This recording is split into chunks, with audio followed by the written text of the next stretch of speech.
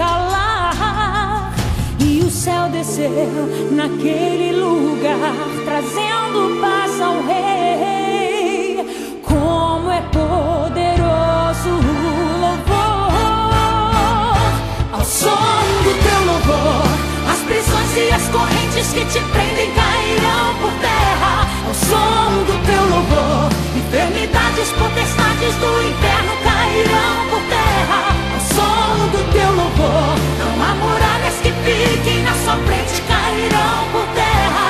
Então louve, louve, louve ao Senhor.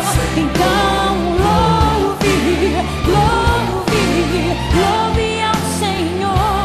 Há poder no teu louvor.